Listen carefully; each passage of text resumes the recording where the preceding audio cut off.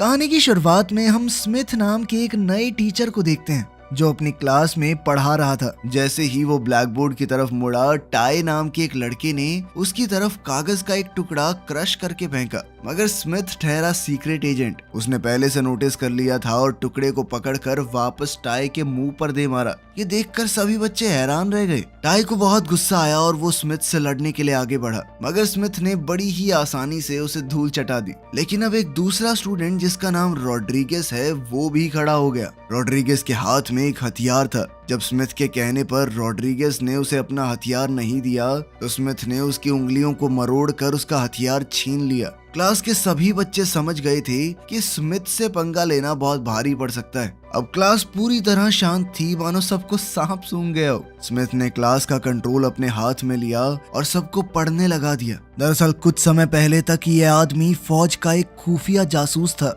उसका असली नाम है जॉनथन शेल और उसके साथियों को एक खुफिया मिशन दिया गया और वो उस मिशन को बखूबी निभा भी रहे थे। लेकिन किसी तरह न्यूज रिपोर्टर्स को इस बारे में पता चल गया, जिसके बाद सरकार ने अपनी इज्जत बचाने के लिए झूठ कह दिया कि इन फौजियों ने अपनी मनमर्जी की है, हमने नहीं भेजा किसी को। उन सबको अपना मुंह बंद रखने के लिए पैसे दिए गए, पर अब वो फौज में काम नहीं कर सकते क्योंकि फिर सवाल उठेंगे। इसके बाद हम शेल के होम टाउन में उसकी बीवी जेन को देखते हैं। वो एक हाई स्कूल टीचर है जो अपने काम को बखूबी करती है। जेन अपनी क्लास में बच्चों को शांति से पढ़ा रही थी और सभी बच्चे भी मन लगाकर पढ़ रहे थे, मगर तभी स्कूल कैंपस में बहुत शोर होने लगा। बाहर कुछ स्टूडेंट्स आपस में लड़ रहे थे। ऐसा लग रहा था जैसे सभी स्टूडेंट्स पूरी प्लानिंग के साथ एक लड़के को पीट रहे हैं। जेन और दूसरे टीचर शर्मन उन्हें रोकने की कोशिश करने लगे। शर्मन ने लड़ाई को रुकवाया और लड़के को बचा लिया। इसके बाद जेन ने उस लड़के से बात की जिसने ये पूरी गुंडागर्दी फैला रखी थी। लूकस कोई मामूली लड़का नहीं था, वो एक बेहद ताकतवर लीडर है जिसकी गैंग का नाम है किंग्स ऑफ डिस्ट्रक्शन। जेन ने बड़े प्यार से उसे समझाने की कोशिश की कि ये सब कुछ गलत है, मगर लूकस के ऊपर इन बातों का कोई असर नहीं हुआ। उसने उल्टा जेन को धमकाते हुए कहा कि मेरे लफड़े में टांग मत अड़ा वरना बहुत पछताएगी तू, और फिर गुस्से में वहां से चला गया। इसके बाद तो जेन और मिस्टर शर्मन सीधा प्रिंसिपल ऑफिस में चले गए और उन्होंने प्रिंसिपल को पूरी बात बताई। उन्होंने कहा कि लूकस के ऊपर सख्त से सख्त कार्रवाई करनी जरूरी है। आखिर वो सरेआम टीचर्स को कैसे धमका सकता है। लेकिन प्रिंसिपल ने ये कहते हुए मना कर दिया कि हमारे पास सबूत कहाँ हैं। अब जेन गुस्से में वहां से ये कहकर चली गई कि अब तो सबूत लेकर ही आऊंगी, चाहे उसके लिए मुझे कुछ भी करना पड़े। जब जेन अपनी गाड़ी के पास गई तो लूकस की गैंग के सभी लड़के उसकी गाड़ी को घेर कर खड़े थे। लड़कों ने गाड़ी के की होल को किसी च्युइंगम जैसी चीज से बंद कर दिया था।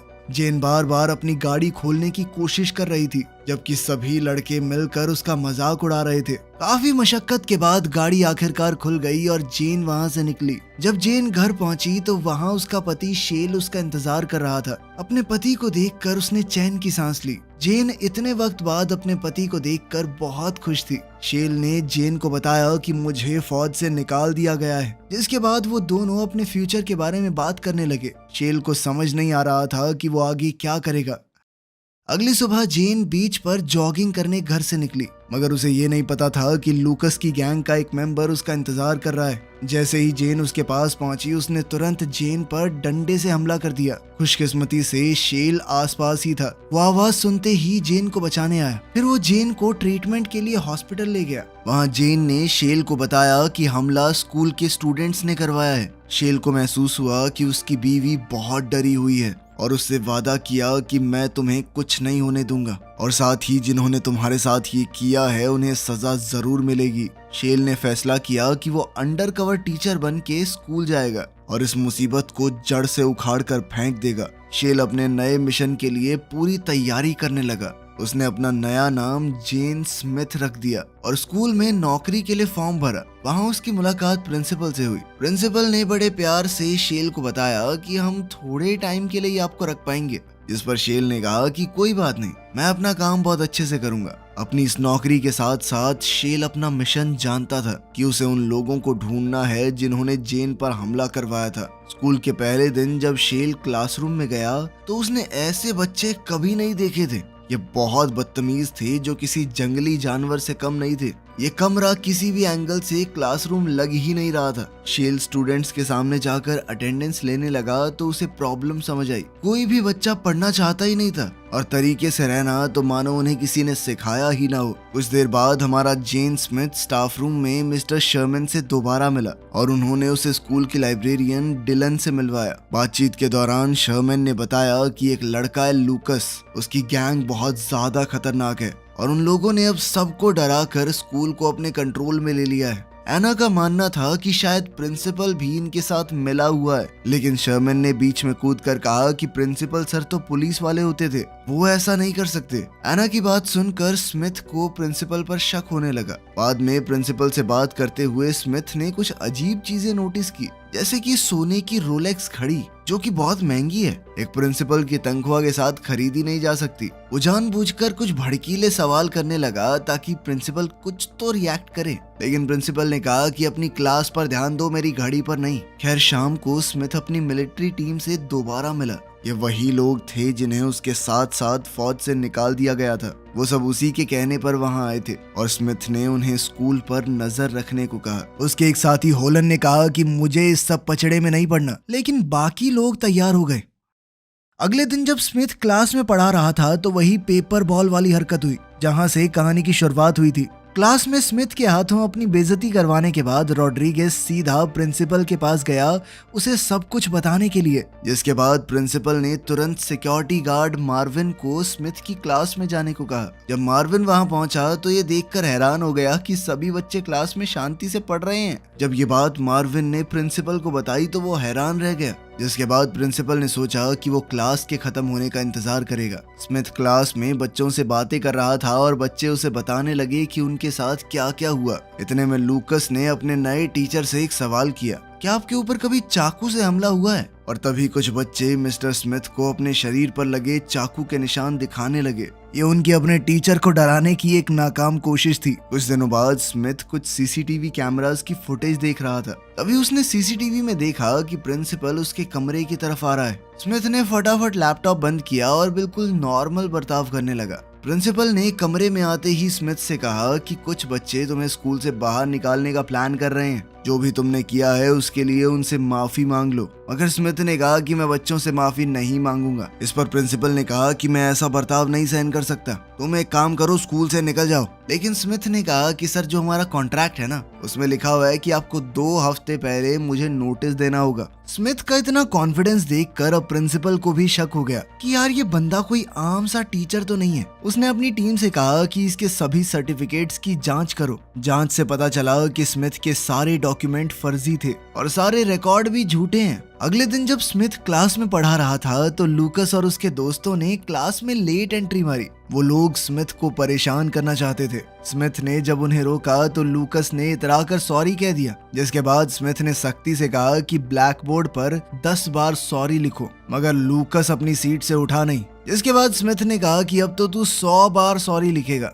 अब तो लूकस भी समझ चुका था कि उसे लिखना तो पड़ेगा क्योंकि स्मिथ बहुत जिद्दी है। फिर क्लास के माहौल को थोड़ा ठीक करने के लिए स्मिथ सभी बच्चों से पूछने लगा कि तुम्हारे आगे के क्या प्लान्स हैं, क्या करना है जिंदगी में। स्मिथ की ऐसी ही बातों से बच्चों को अब लगने लगा था कि वो एक अच्छा आदमी है जो उन सबको बेहतर इंसान बनाना चाहता है। उसकी बातों से सभी स्टूडेंट्स इमोशनल हो गए, मानो किसी ने उनकी आंखें खोल दी हों। क्लास खत्म होने के बाद अचानक से प्रिंसिपल कमरे में आ गया और उसने स्मिथ को कहा कि वाह, कितने अच्छे तरीके से क्लास संभालते हैं आप। अच्छा सर, एक बार मेरे ऑफिस में आना, कुछ बात करनी थी। इससे पहले कि स्मिथ वहां पहुंचता, उधर प्रिंसिपल ने कुछ अलग ही प्लान बनाया हुआ था। दरअसल वो लूकस के साथ मिलकर स्मिथ को मारना चाहता था, मगर वो नहीं जानते कि स्मिथ उनसे 2 कदम आगे है। उसने पहले ही सीसीटीवी में उनकी मीटिंग होते हुए देख ली थी और वो पूरी तैयारी के साथ उनसे मिलने गया। स्मिथ एक बुलेट प्रूफ जैकेट पहनकर लाइब्रेरी के अंदर गया और चुपचाप उनका इंतजार करने लगा। वहीं पीछे लूकस और प्रिंसिपल के भाड़े के गुंडे भी आ गए।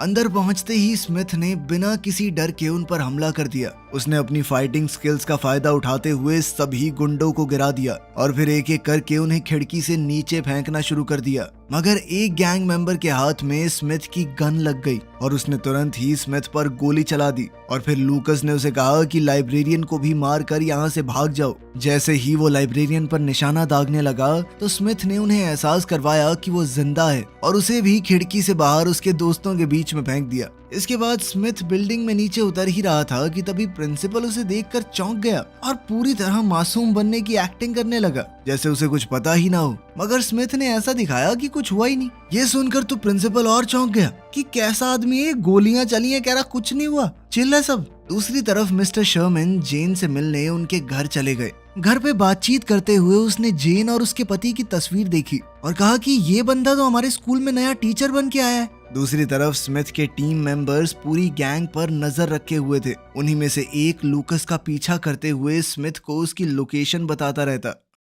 शाम को जब स्मिथ घर आया तो अचानक डर गया क्योंकि जेन को उसकी सच्चाई पता लग चुकी थी। उसने कहा कि शर्मन ने मुझे सब कुछ बता दिया है। अब जब वो सब कुछ जान ही गई थी तो स्मिथ ने उसे बताया कि तुम्हारे स्कूल में गड़बड़ है, तुम्हारा प्रिंसिपल तक उस गैंग से मिला हुआ है। और अब स्मिथ बच्चों को बचाने के लिए कुछ भी करने को तैयार था। स्मिथ की टीम बखूबी अपना काम कर रही थी। उसके साथ ही जोई ने स्मिथ को पोर्ट के पास बुलाया क्योंकि उसे शक था कि शायद यहाँ बहुत बड़ी ड्रग डील होने वाली है जिसके अंदर लूकस की गैंग के कुछ लोग ही शामिल होंगे। उन्होंने रात होने का इंतजार किया और फिर मौका देखकर गैंग वालों को रंगे हाथों पकड़ लिया। स्मिथ ने बंदूक दिखाकर उन्हें जल्दी से नीचे लेट जाने को कहा और फिर उनकी बंदूकें छीन ली। जब स्मिथ इन लोगों को संभाल रहा था तो जोई बाकी सब के ऊपर हमला करने गया। तभी स्मिथ का एक पुराना साथी होलन वहां आ गया। ऐसा लग रहा था कि वो इस गैंग से जुड़ा हुआ है। उसने बंदूक की नोक पर स्मिथ से कहा कि इस गुंडे से लड़। वो गुंडा स्मिथ से काफी हट्टा कट्टा था, लेकिन फिर भी दोनों में जबरदस्त लड़ाई हुई। वो गुंडा एक के बाद एक स्मिथ पर हमला किए जा रहा था, लेकिन आखिर में स्मिथ ने उसकी गर्दन पे वार करके जबरदस्त लात मारी और उसे नीचे गिरा दिया। स्मिथ का जज्बा देखकर होलन हंसने लगा और कहा कि आज भी बातचीत तो है तेरे में। इतने में पीछे से वो गुंडा स्मिथ पर हमला करने के लिए भागा तो होलन ने उसे गोली मारकर अपने दोस्त को बचाया। उन्होंने सारे ड्रग्स नदी में फेंक दिए और पैसा लेकर वहां से निकल लिए। अगली सुबह प्रिंसिपल ने अपने घर पर न्यूज देखी कि कैसे नदी किनारे बहुत सारे ड्रग्स पकड़े गए हैं। वो इस बारे में सोच ही रहा था कि इतने में उसे ड्रग लॉर्ड क्रोनो का कॉल आया। उसने प्रिंसिपल को धमकाते हुए कहा कि मेरे भेजे हुए ड्रग्स का पैसा दे, समझा। प्रिंसिपल सहमा हुआ स्कूल पहुंचा और लूकस से बहस करने लगा कि आखिर ये सब हुआ कैसे, जिस पर लूकस ने बताया कि सब के पीछे स्मिथ का हाथ है। मगर स्मिथ इस बात को छुपाने के मूड में नहीं था। उसने तो पूरे स्कूल में अनाउंसमेंट करवा दी कि ड्रग डील के पैसों से वो स्कूल को बेहतर बनाएगा और साथ ही उसने सभी बच्चों को पिज्जा पार्टी भी दी।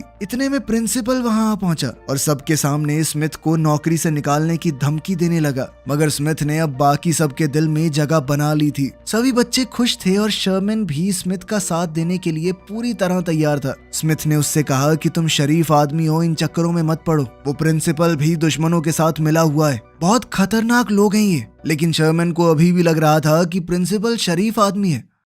उसी रात स्मिथ को फिर से टारगेट बनाया गया। गैंग के 2 लोग कार में स्मिथ का पीछा कर रहे थे और मौका देखते ही उन्होंने स्मिथ पर गोली चला दी, जिसके बाद स्मिथ की गाड़ी बेकाबू होकर एक घर में घुस गई। बहुत जबरदस्त एक्सीडेंट हुआ जिसके बाद सबको लगा कि स्मिथ मारा गया। ठीक उसी वक्त शर्मन ने देखा कि गैंग के कुछ लोग स्कूल की बेसमेंट में ड्रग्स पैक कर रहे हैं। शर्मन ने सोचा कि यही सही वक्त है सबूत इकट्ठा करने का, मगर प्रिंसिपल ने उसकी परछाई देख ली और उसका पीछा करने लगा। शर्मन के साथ उस वक्त उसकी एक स्टूडेंट लाइला भी थी। उसने लाइला से कहा कि तुम छुप जाओ, मैं इन गुंडों का ध्यान खींचता हूँ। साथ ही यहाँ चाहे कुछ भी हो जाकर स्मिथ को जरूर बताना। इसके बाद शर्मन ने गुंडों से भागने की बहुत कोशिश की, लेकिन आखिर में प्रिंसिपल और उसके गुंडों ने उसे घेर लिया और प्रिंसिपल ने खुद अपने हाथों से उसे गोली मारी। शर्मन की स्टूडेंट लाइला ने छुपकर ये सब कुछ देख लिया था और मौका मिलते ही उसने जाकर ये सब कुछ अपने दोस्त को बताया। अगले दिन पूरे स्कूल में ये बात फैल गई कि स्मिथ एक एक्सीडेंट में मारा गया और सभी बच्चे उसकी मौत की खबर से बहुत दुखी थे। तभी स्मिथ ने स्कूल में एंट्री मारी और सभी उसे जिंदा देखकर हैरान रह गए। क्या हुआ, मुंह क्यों लटकाया है, कोई मर गया क्या? गैंग के मेंबर्स को तो जैसे सांप सूंघ गया हो। कुछ देर बाद स्मिथ जाकर वुल्फसन नाम के टीचर से मिला। स्मिथ के पास पक्के सबूत थे कि वुल्फसन भी इस ड्रग डीलिंग में शामिल है स्मिथ ने वुल्फसन से कहा कि इन बच्चों की जिंदगी से खेलना बंद करो, मेरा साथ दो इस सब को खत्म करने में। मगर वुल्फसन नहीं माना, जिसके बाद स्मिथ ने मौका देखकर उसे अकेले पकड़ लिया और उसे अंदर की इंफॉर्मेशन निकालने के लिए टॉर्चर करने लगा। दूसरी तरफ गैंग के लोगों ने मौका देखकर जेन के घर पर हमला करने का प्लान बनाया। वो खिड़की तोड़कर घर में घुसे और जेन को बंदूक की नोक पर बंदी बना लिया। इसी वक्त वो लड़की लायला अपने एक दोस्त के साथ स्मिथ को शर्मन की मौत की सच्चाई बताने पहुंच गई, जिसके बाद गुंडों ने उन्हें भी बंदी बना लिया। कुछ देर बाद स्मिथ भी घर वापस पहुंचा। वो पहले ही समझ गया था कि कुछ तो गड़बड़ है, लेकिन फिर भी उसने ऐसा दिखाया कि वो जाल में फंस रहा है और फिर अचानक से गुंडों पर हमला कर दिया। लेकिन गुंडे बहुत ज्यादा थे, उन्होंने स्मिथ को जैसे तैसे पकड़ ही लिया। लूकस ने अपने बॉस को फोन पर सब कुछ बताया तो क्रोनो ने कहा कि इसी वक्त सबको खत्म कर दो ताकि उनके ड्रग बिजनेस में कोई रुकावट ना रहे।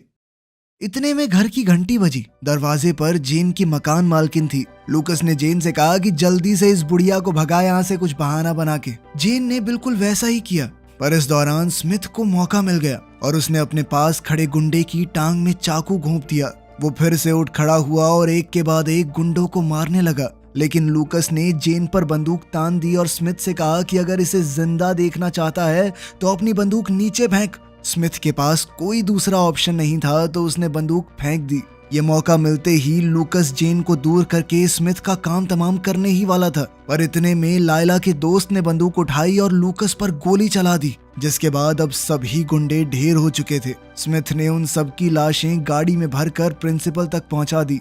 ये स्मिथ की तरफ से युद्ध का ऐलान था। अब वो अपनी पूरी टीम के साथ स्कूल पर धावा बोलने की तैयारी करने लगा। जल्दी ही पूरा स्कूल किसी वॉर जोन में बदल गया। गोलियां दीवारों के पार जा रही थी। गुंडे बहुत ज्यादा थे, लेकिन स्मिथ और उसकी टीम के लोग ट्रेंड कमांडो थे, कोई नौसिखिए नहीं। उन्होंने एक के बाद एक जबरदस्त टैक्टिक्स का इस्तेमाल करके गुंडों को खत्म करना शुरू कर दिया। कुछ देर बाद हॉलैंड ने ड्रग लॉर्ड क्रोनो को बंदी बना लिया। वो उसे गिरफ्तार करने के लिए आगे बढ़ ही रहा था कि तभी पीछे से प्रिंसिपल ने उसे गोली मार दी। फिर वो क्रोनो के साथ छुप गया स्मिथ का इंतजार करते हुए, पर स्मिथ ने बड़ी चालाकी से अंदर आने से पहले लाइट्स बंद कर दी। उसने अचानक उन पर हमला किया, पर वो दो के साथ अकेला लड़ रहा था। जब वो प्रिंसिपल से दो हाथ कर रहा था तो क्रोनो ने पीछे से उसके कंधे में गोली मार दी।